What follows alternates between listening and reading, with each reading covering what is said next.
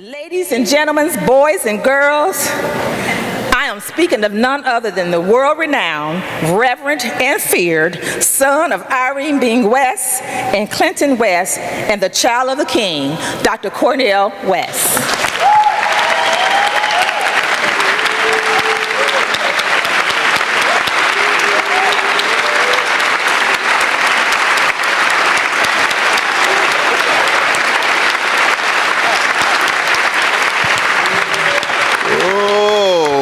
Quite an introduction, I'm telling you. Let's give it up for our Dr. Tiamba.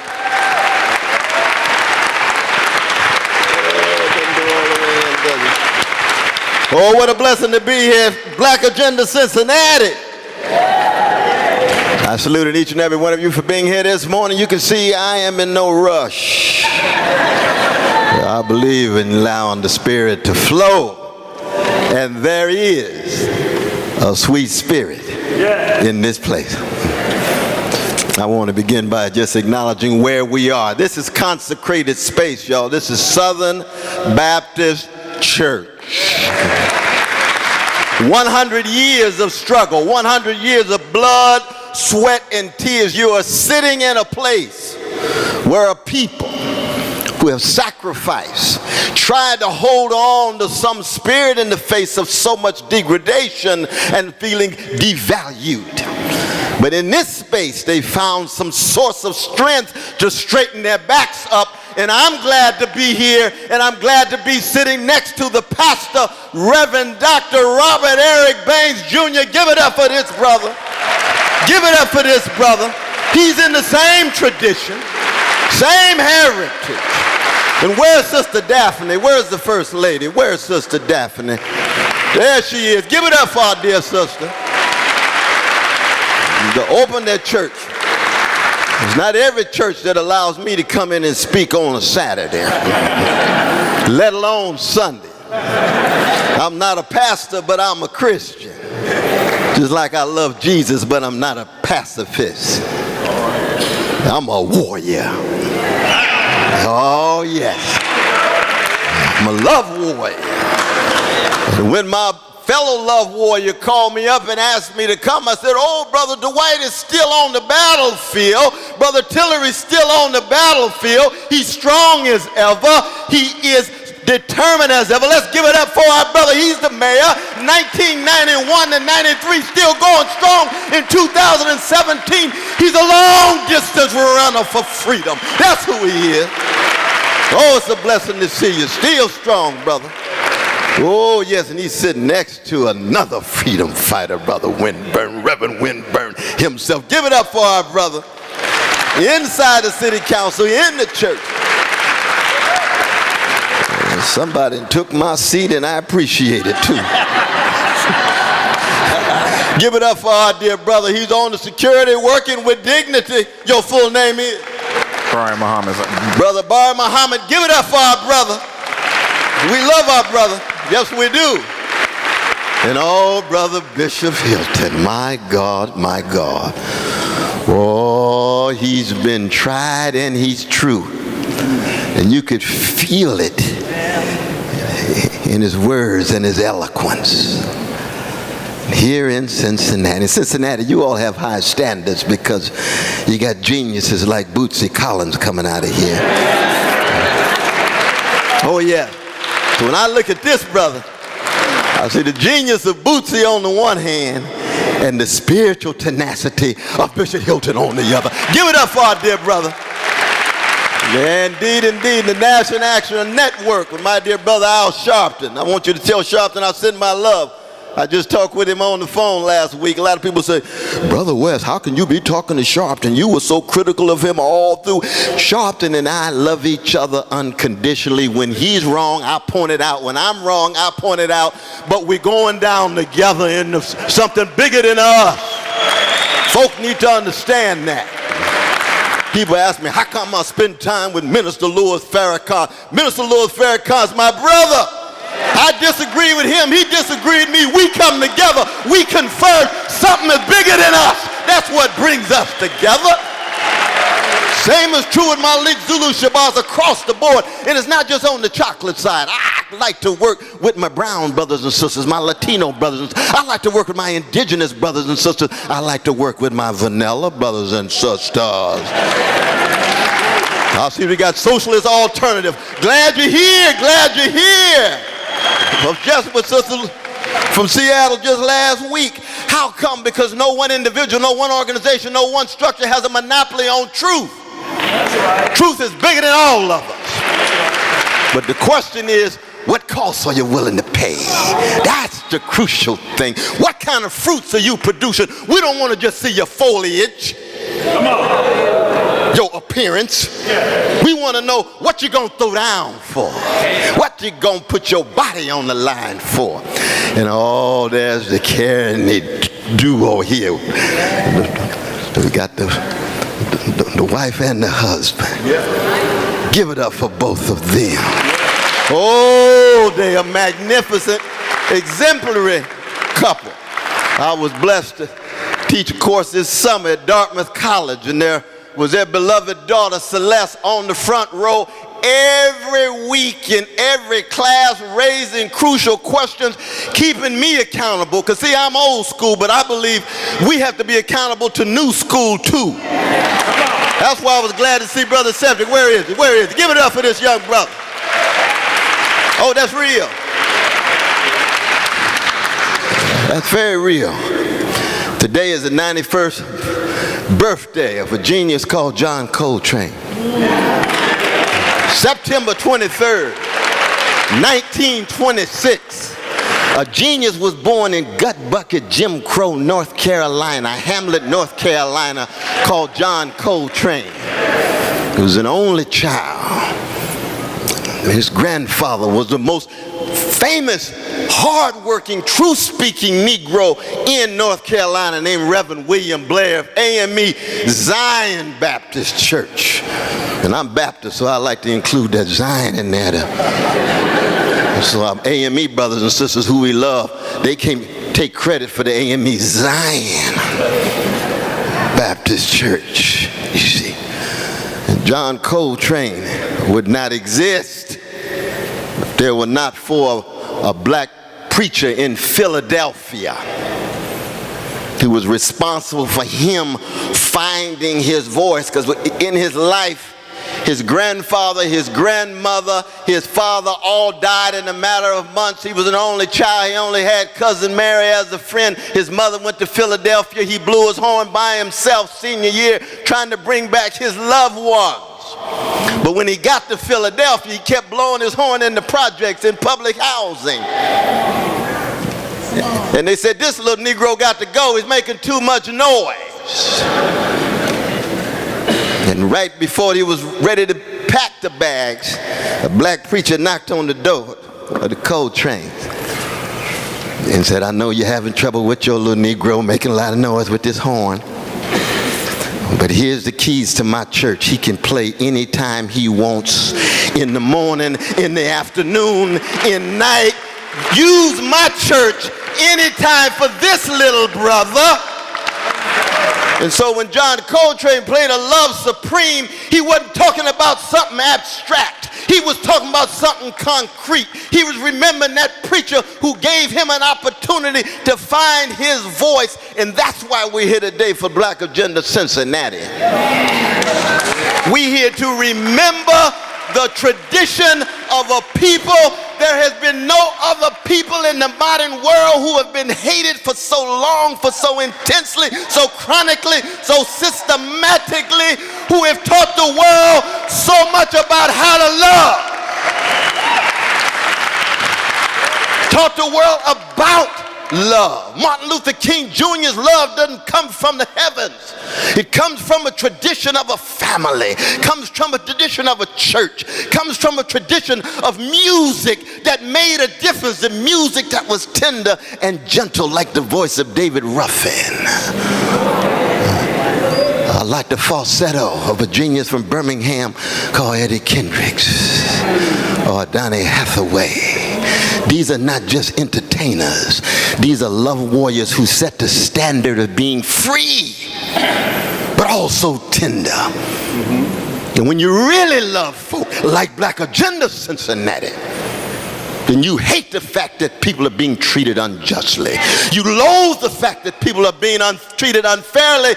And if you don't do something, the rocks are gonna cry out. The rocks are gonna cry out. We come from a tradition that says justice is what love looks like in public. Don't talk about justice if you're not talking about loving folk. And love is about protection. You got to protect folk. It's about respect, but it's also about correct. All at the same time. And I know I am who I am because somebody loved me. My dear sister's so right. Where's my doctor sister? The greatest honor I will ever receive in the world is being the second son of Irene and Clifton. Harvard, Yale, University of Paris, secondary, tertiary, to my mama and daddy, and my brothers and my sisters. And in fact, to be very honest with you see, that it was my church, Shiloh Baptist Church. And in those days we had pastors, not CEOs. Oh yeah. Yeah, we had choirs, we didn't have praise teams. Y'all remember those days? He's a pastor. The love is still flowing. The memory of his father. We had outreach to the indigent and prisons, concern with the elderly. It wasn't just obsession with the building fund. Now the building fund is important. You need a building, especially in a cold place like Cincinnati in the winter. But that's not your priority. It's a means toward the end of trying to bring alive the kingdom of God. Kingdom of God is within you, then everywhere you go, you ought to leave a little heaven behind. All right. And that heaven has to do with how much love you got. And it's connected to justice. Just like tenderness is what love feels like in private. There's a dialectic between tenderness and justice with love at the center. And there's been no other people in the modern world enslaved for 244 years. It's against the law for black people to worship God without white supervision. It's against the law for black people to learn how to read and write in the land of religious liberty. The level of hypocrisy goes beyond language. But what did black folk do? We stole away at night in a ring shout. We held hands and we lifted our voices and created not just the spirituals, but sounds and silences between the sounds, and an improvisational style and a call and response orientation that sustained our souls in the face of that kind of catastrophe and callousness. And what flowed was what the Isley brothers from Cincinnati called the caravan of love. Oh yeah, that's what was created. That's what was created. It was a caravan of love on the down low, connected to the Underground Railroad that overflowed publicly in such a way that it allows a black man like me to stand here and say, I'm going to be true to those who came before. Oh, they set such a high standard of spiritual excellence and moral excellence. I'll never be one half of the man my father was. I'll never be 1/3 of the speaker that Frederick Douglass was. That's all right. That's my tradition. I know what the standards are, and I plan to be faithful unto death. So that when we talk about black agenda these days, in the midst of a spiritual blackout, because that's what we're experiencing right now. It's a spiritual blackout, and a spiritual blackout is a condition in which there's a relative eclipse of integrity, relative eclipse of honesty, of decency, of generosity. We are experiencing the proliferation of conformity, complacency, and cowardice. and coward there. Folk are just scared. They're intimidated. They're afraid. Oh, thank God that our people under slavery could still straighten their backs up and not be intimidated and scared when they raise their voice.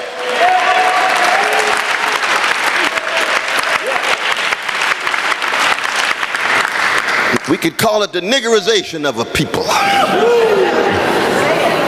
That's what you do when you niggerize a people. Try to convince them they're less beautiful, less moral, less intelligent, and always walking around with your back humped over, laughing when it ain't funny, scratching when it don't itch, always wearing the mask. You're so afraid, you're so intimidated. Even we got middle class, well-to-do folk, big mansions, big money, big title, they still scared because they so concerned about their careers rather than what their calling ought to be. Don't tell me how much money you got. Don't tell me how big your house is. Don't tell me about your trophy spouse. Don't tell me about living in some vanilla suburb. Good for you. I want to know, have you been de-niggerized?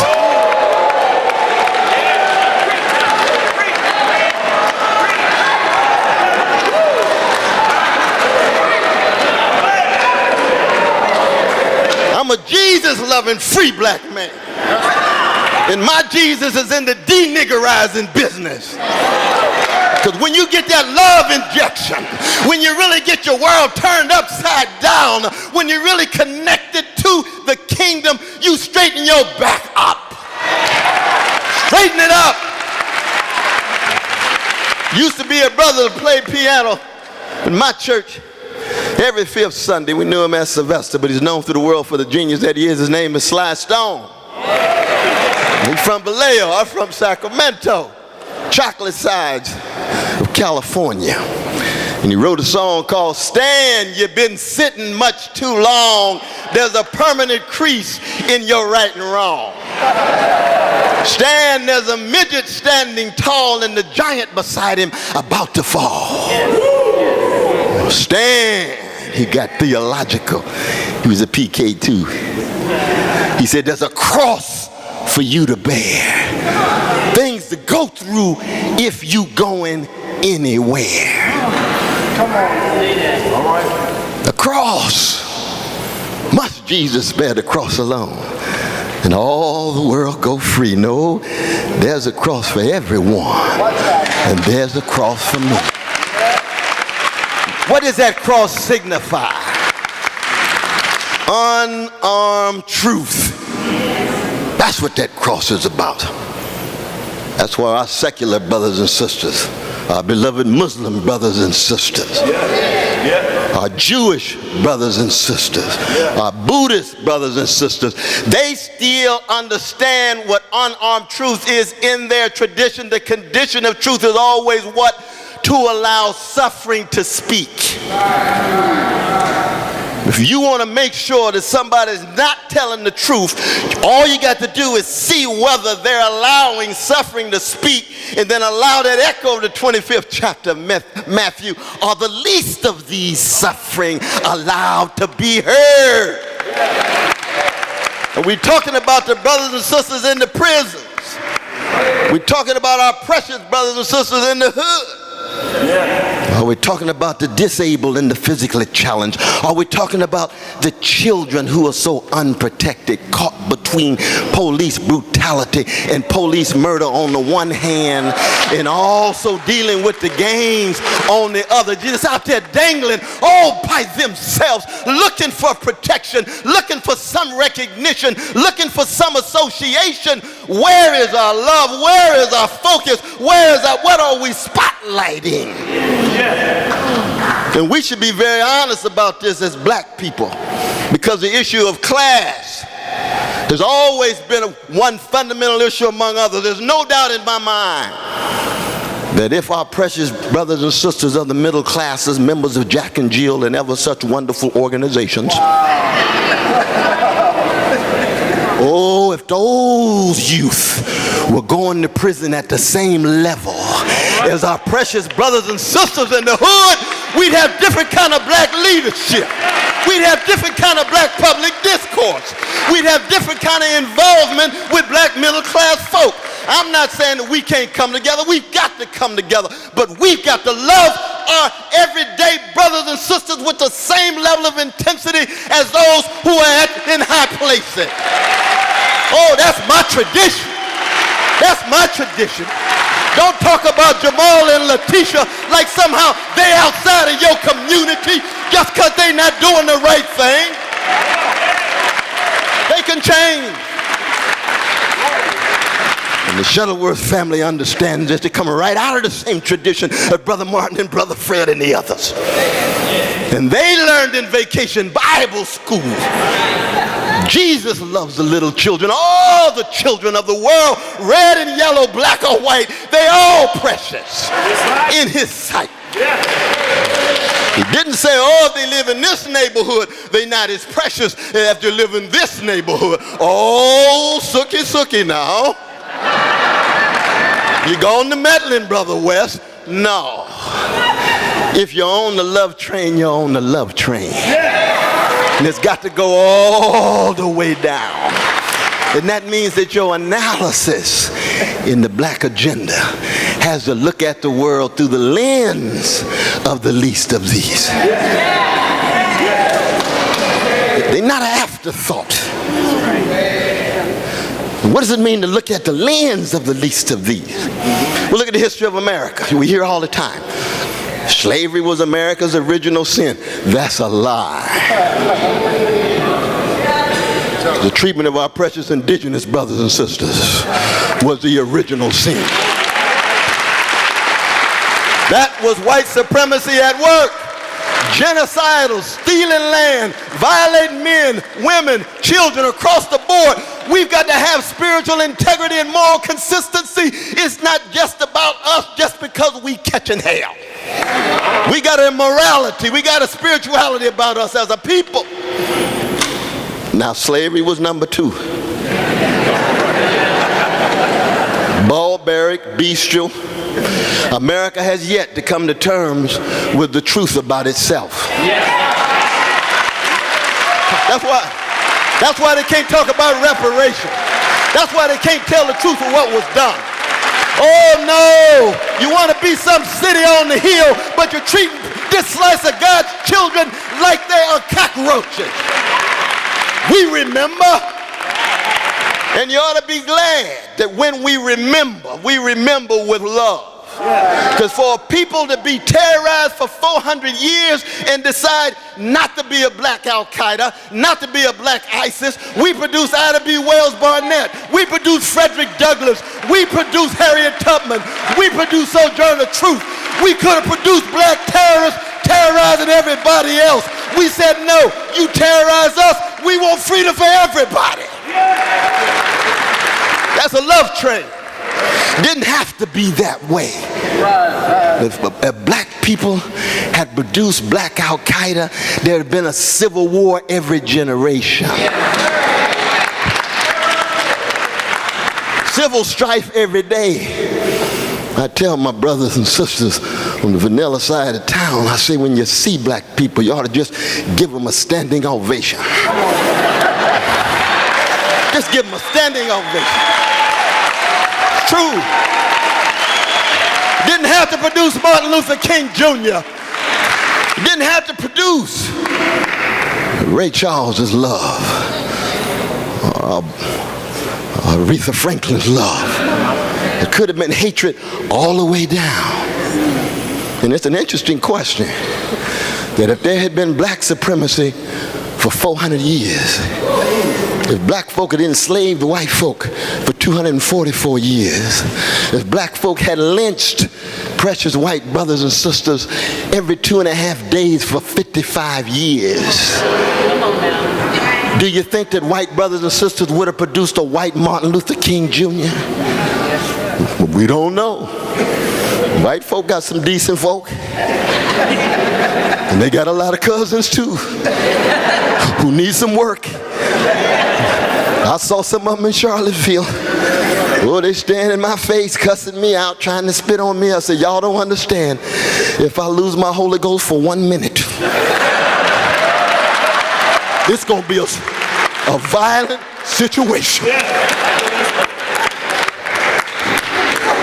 But something held the reins. I didn't want to get in the same gutter. I'd rather be beat for 1 second or 1 moment with my integrity and morality intact than win and be a gangster like them. Refuse. How come? Because I have a memory of grandmother. Got a memory of my grandfather. Got a memory of mom and dad. I got a memory of Deacon Hinton. I got a memory of Sarah Ray, my Sunday school teacher. And they taught me something. And what did they teach me? To fight spiritual blackout with prophetic fight back. And that's what Black Agenda Cincinnati is. It is part of the long tradition of black people who have been traumatized and stigmatized and terrorized for 400 years. This Trump moment is just another moment in that whole history of the way in which black people have been treated. Don't get it twisted. Donald Trump is not some kind of alien element outside of America. He is as American as cherry pie and apple pie. Black folk been up against the same forces. Hatred, contempt. But when you look at it structurally and institutionally, you see, 244 years of white supremacist slavery, 90 years Jim Crow Senior. Now we're dealing with Jim Crow Junior. Because we still live in a Jim Crow society. De facto. Where you live. Access to jobs. They make some spaces for some of the middle classes and upper middle classes to make their move. I see them all the time at Harvard and Yale and Princeton. And I tell them, sustain your self-confidence, sustain your self-trust and self-respect, but never think somehow you are self-made. Don't you ever think you self-made. Oh, but Brother West, I tried so hard. I was the smartest in my class. Hey, did you give birth to yourself? Now, if you worked that one out, that's impressive. Who encouraged you when you were down and out? Who got you to believe in yourself? How do we gain access to that raw stuff to sustain a black agenda? That's the crucial stuff, and that's spiritual stuff. That's not just political. It's not just a matter of policy, even though policy is crucial. It's not just a matter of economics, even though we must have economic empowerment. It has to do with what kind of human being you're going to do. Are you going to be mature enough to embrace others such that there can be overlap and convergence, even as you might disagree on other issues? Because in this moment of spiritual blackout, we need solidarity. Strong solidarity. As our dear brother Sharpton says all the time, and he's right. Unity is not the same thing as uniformity. We could be like a jazz orchestra, Duke, a Count, or Mary Lou Williams. You got to find your voice in order to be a member of this orchestra. We don't want echoes. If you're just going to be an echo, you're going back to Mike's basement after dark. You're going to be Count Basie's band. You better find your voice. And when you find your voice, that empowers others to find their voice. And when your voice bounces off against other voices, it's going to escalate the quality of the collective expression in such a way that you're part of the same caravan of love that you hear in a Count Basie band. It's no accident that part of the spiritual warfare against our young brothers and sisters is that the oligarchs who run the recording industry, they don't want to produce black groups that sing in harmony together anymore. I ask the young folk all the time, where's your Delphonics? Where's the dramatics? Where's the whispers? Where's the emotions? Where's the Jones Girls? Where's the Temptations? Where's the miracles? No, they just want one market-driven celebrity running their mouth with a microphone so that they can get incorporated in a culture of me, rather than we. Oh, that's a spiritual warfare going on.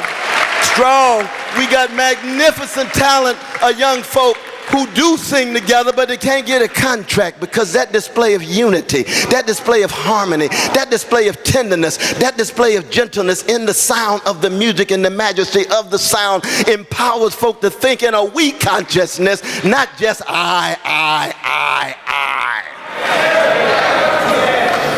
And it gets even deeper because I know some young folk make $1 million and can't sing in tune. Carmen McRae turns over in her grave. Nat King Cole turns over in his grave. Luther Vandross turns over in his grave. They got the notes right. They sang in tune because they knew that the notes that came out of their mouth was affecting the souls of the people. They were soul stirrers. They weren't body titilators and stimulators. Soul stirrers like Sam Cooke. Soul stirrers like Johnny Taylor. Soul stirrers like Lou Rose. They were allowing their souls to touch other souls. It's called soulful kenosis. Kenosis is the self-emptying, the self-giving. They would give everything they had in a soulful way to empower others to maybe be unified, to maybe create solidarity. That's what is necessary if we understand the greatness of the past and its impact on the present. Oh, that's so crucial. And all you have to do with black people is listen to the music. If the music is weak, shallow, and hollow, you can rest assured that their souls are weak, shallow, and hollow. That's why W. Du Bois ended that last chapter of his classic, The Souls of Black Folk, the sorrow songs. This is what has sustained the people when they had no land, no territory, no rights, no liberties. All they had was their voices, and all they could do is in the anthem of black people lift every voice, and in lifting that voice, they could sustain a spiritual striving even if they couldn't be free in other spheres. But when that music gets empty and vacuous, then you got the extension of the worst of American culture. And American culture is a culture of commodification. Money, money, money, money, money. Me. The survival of the slickest. Obsessed with the 11th commandment, thou shalt not get caught. It's true. Just look at Wall Street.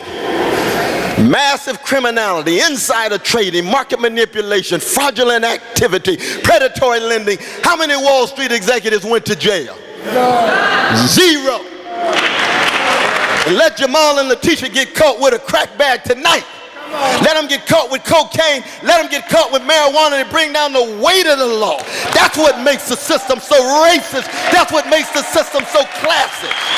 You don't have a rule of law if the gangsters at the top can walk free and sip tea, and the folk on the bottom who's struggling every day get caught and get... It's true. That's commodification. And when the money becomes the be-all and the end-all of your life, and you view life as nothing but a gold rush, you're going to end up worshiping the golden calf.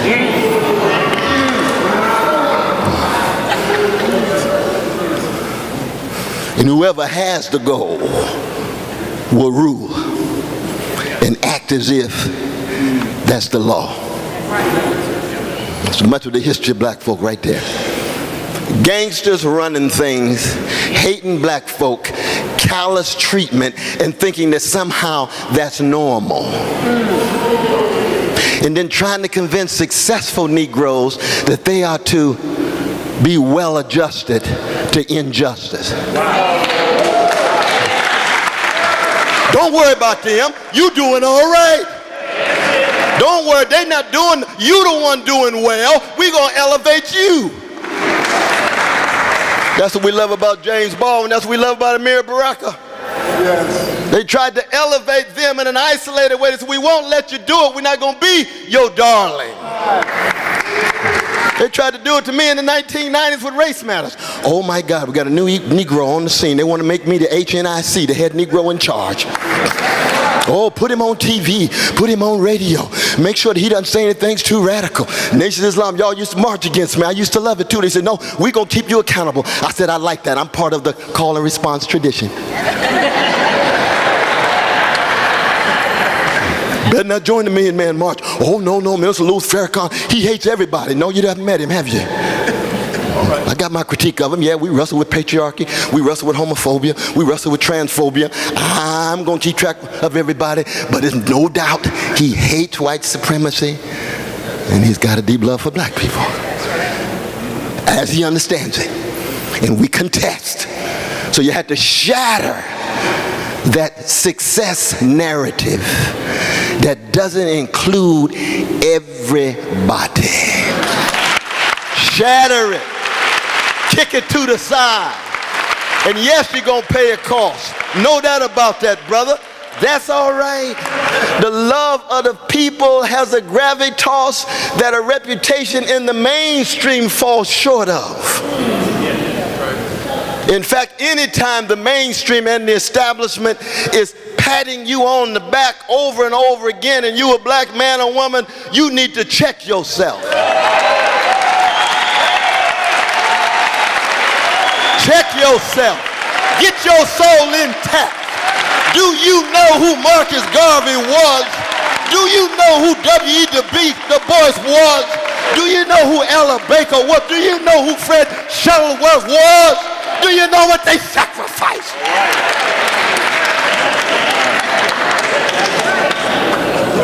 And you do it with a smile. And you do it with style. That's what the blues is all about. Singing of a personal catastrophe, but it's lyrically expressed with style. Like B.B. King, nobody loves me but my mama, and she might be driving too. That's B.B. He's king of the blues. But he got a little help from Lucille. And you can hear Robert Johnson in his guitar. You can hear Ma Rainey in his guitar. The tradition is speaking true. Brother Kendrick Lamar is like that. You listen closely. It's not just his voice. You can hear Gil Scott-Heron in there. It's not just his voice. You can hear Betty Wright in there. You can hear Millie Jackson in there. You don't have to agree with them ideologically. They were free. They spoke from the depths of who they were. Kendrick, find out who you are and speak from your depths. That's what Black Agenda coming together. So when all the voices come together, you got strength, you got integrity. You don't have always unanimity. No, not at all. In fact, if everybody agrees on something, there's a good, very good possibility that all the voices have not been heard. But when it comes to focusing on a hatred of evils like white supremacy or male supremacy, vast wealth inequality, 1% of the population owning 42% of the wealth, but 1 out of 2 of black and brown children under 6 live in utter poverty in the richest nation of the history of the world. That is spiritually grotesque and morally obscene. Where are the voices? Black Agenda, Cincinnati. Close that health gap. Close that education gap. Oh yes. And last but not least, it has to be done in a spirit of strength but also humility.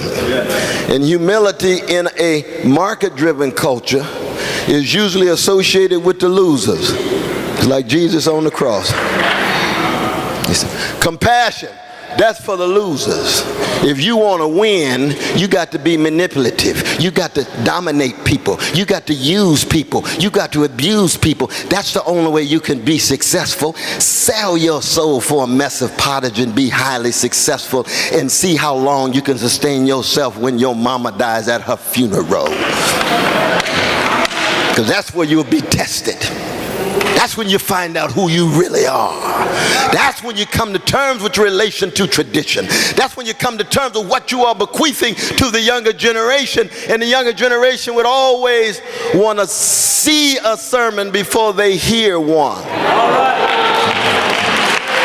Oh, they don't want just words. That's Ferguson. That's Charlottesville. That's Baltimore. That's Cincinnati. You see, they don't want to just hear a speech. They can learn something in a speech, but if that speech is not an extension of your life and your living, then it's severed and it doesn't have the same impact. Our young folk are hungry and thirsty for a black agenda Cincinnati of persons who are rooted in love and justice and vision and looking at the world through the lens of the least of these. Thank you all so very much for being here this morning. Black Agenda Cincinnati, remain on that caravan of love, being a force for real good, coming together, cross religion, cross gender, cross sexual orientation, making sure you remember the best of those who shaped and molded us.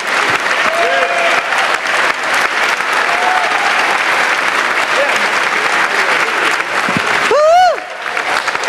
Dr. West. Woo!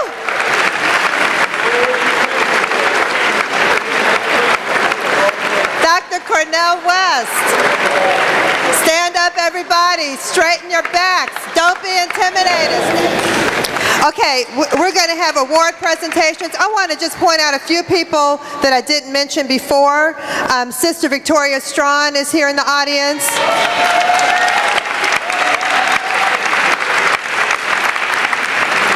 Freeman McNeil, nobody gets elected unless Freeman works for them and helps their campaign. Freeman's right over here. Edith Thrower is going to be on the program in a minute, but she's president of the Southern Christian Leadership Conference, so I want to give a shout out to Edith. She's been working this event. Brother Ronnie X, you guys know Ronnie X. Brother Ronnie X always working in the community.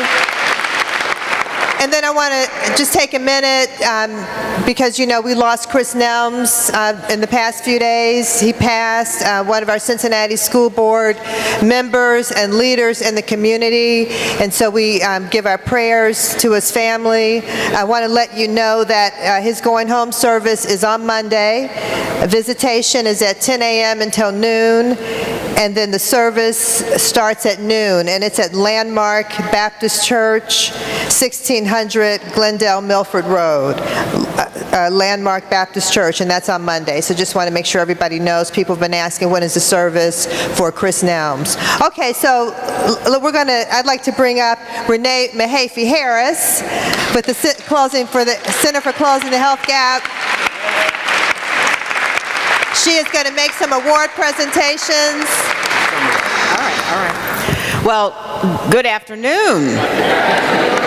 Good afternoon. All right, are you all ready together, we are going to take back this city, right?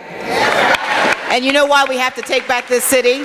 We have the second highest rate of poverty for children, the seventh highest rate of poverty for adults. We are the fifth most segregated city in America. So, about 13 years ago, a man started an organization to address the inequalities in health. And as Dr. Martin Luther King said, the most shocking and inhumane injustice that we have in America, he said this 51 years ago, is health care, our health.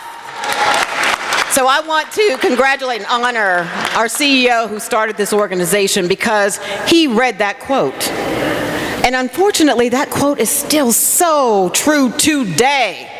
We have injustice in our health because we don't have housing, we don't have jobs, we don't have transportation, we don't have the social supports and systems that we need to improve our lives. But today we want to honor Dr. Cornel West for being here to give us a message that is going to carry us through November.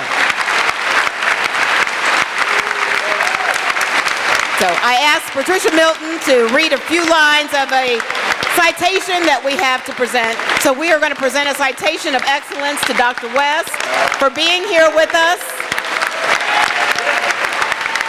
We thank you. We thank you.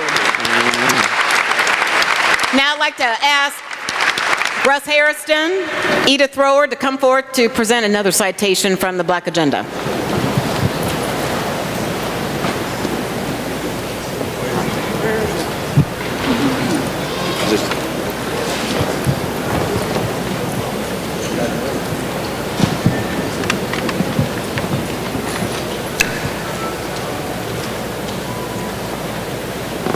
This is a resolution from the Black Agenda Cincinnati.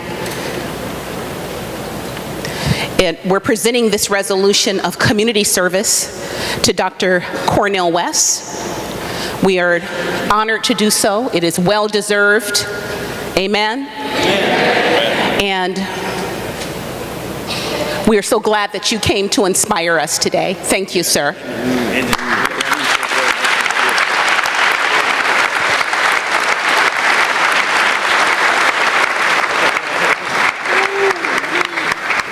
That's not the one. Thank you. That's not the, where's Charlie's event? That's the prayer. Wasn't he powerful?